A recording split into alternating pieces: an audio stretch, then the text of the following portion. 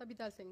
सविता जी, आपकी बेटी है आशी राजा, जी जिसको पुलिस ने गिरफ्तार कर लिया है जी। और यहाँ पे जो है कहा गया है कि वो टीआई को ब्लैकमेल करती थी अपने दोस्त के साथ। आपका क्या कहना है, क्या कहानी थी?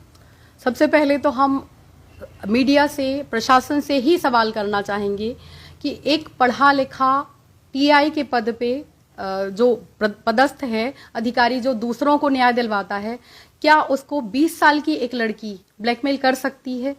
अगर ब्लैकमेल का मामला था तो क्या टीआई जो दूसरों के लिए काम कर रहे हैं, इतने बड़े पद पे हैं, पूरे जिले में उनका नाम था, क्या उनके लिए अगर कोई ब्लैकमेल कर रहा था, और उसमें भी एक लड़की, 20 साल की लड़की जिसके पास कोई पावर नहीं है, कोई सत्ता नहीं है, कोई बैकग्राउंड नहीं है, क्या वो लड़की उनको ब्लैकमेल कर सकती है? या इसका उल्टा हो सकता है कि लड़की से ऐसा कोई काम करवाने के लिए उसको प्रेशराइज किया जा रहा हो, या कुछ जबरदस्ती की जा रही हो कि तुम ये करो नहीं तो तुम्हारे ऊपर केस कर दिया जाएगा, तो उसने उसका विरोध किया हो। क्या करती थी बेटी आपकी टीआई के साथ? बेटी टीआई के साथ में टीआई ने हमें ये बताया था कि बेटी उसको कुछ अंडर क्रॉप या कुछ पुलिस के वर्क होते हैं जिनके लिए उनको बिना वर्दी वाले लोगों की आवश्यकता होती है जो शार्प माइंडेड हों, और इस चीज के लिए हमारी कई बार बहस हुई है। बेटी हमारी बात नहीं मान रही थी पिछले 6-8 महीने से, और बार बार हम मना करते थे, उस पर हमारा झगड़ा भी हुआ कई बार,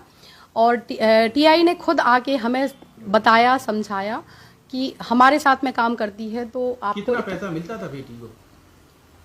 ऐसी कोई सैलरी नहीं थी, लेकिन कभी 25-30 हजार, कभी 50 हजार रुपए देते थे टीआई। हाँ, और गिफ्ट भी दिए हैं, ऐसी भी चर्चा है? हाँ, गिफ्ट बर्थडे पे गिफ्ट दिया था, सोने का नेकलेस जो 15 से 18 ग्राम का रहा होगा, जो पुलिस को दे चुके हैं हम, और एक दीपावली के आसपास इयररिंग्स गिफ्ट किए थे, जिसके लिए मतलब हमने मना किया था, और मीडिया में बार बार कह रहे कि डायमंड, पर डायमंड का नहीं, गोल्ड का था, और उसके लिए हमने बहुत बार मना किया था कि इस तरह के गिफ्ट आप नहीं दो। इसके साथ ही जब घटना हुई है उसके आसपास के सीसीटीवी फुटेज 2 आए हैं। प्राइवेट बंगले के आसपास आपकी बेटी की गाड़ी दिखी, दूसरा एक प्राइवेट कमरा लिया था बेटी ने, उसमें बैठ के प्लानिंग की, उससे भागते हुए भी दिखे हैं। क्या थी वो कहानी? बंगले पे जाना, हम ये नहीं कहेंगे कि बंगले पे जाना कोई बड़ी बात है। हाँ, ये है कि घटना के 1 हफ्ते पहले से बेटी यहाँ पे नहीं थी। उसने यही बताया था हमें कि टीआई सर ने किसी काम के लिए उसको नोएडा भेजा था, वो और सोनू साथ में थे, तो हमें ज़्यादा फिक्र करने की आवश्यकता नहीं पड़ी। और घटना के करीब 1 से 1.5 घंटे पहले हमारी फ़ोन से बात हुई है, और हमने उससे फ़ोन पे, हमारी रिकॉर्डिंग भी आप चेक कर सकते हो, पुलिस ने चेक किया हुआ है, हमने उससे पूछा है कि तुम कब आ रही हो, तो उसने नहीं बताया कि हम आ चुके हैं, उसने यही बोला कि आ जाएंगे। और हमें ये मीडिया के द्वारा ही पता चला, पुलिस के द्वारा ही पता चला कि वो यहीं पे थी।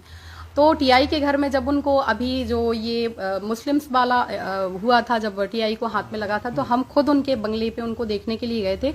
तो उनके घर पे जाना हमें कोई वो नहीं, क्योंकि काम की वजह से साथ में उनके रूम पे जाना। और दूसरा जो रूम की बात कर रहे हो, उसका हमें नॉलेज नहीं है कि ये पता है कि उसकी कोई फ्रेंड है जो वहाँ पे किराए से रहती थी, और अक्सर वो आशी ये बताती थी कि खुशबू के रूम पे हम लोग बैठे हैं। अब आपकी बेटी ब्लैकमेलिंग के केस में फंस चुकी है, आप कह रही हैं वो गलत फंसी है, कैसे न्याय मिलेगा फिर?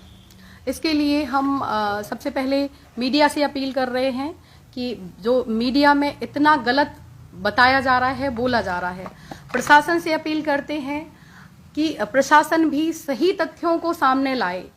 पुलिस प्रशासन का हमने सहयोग किया है, बार बार सहयोग किया है।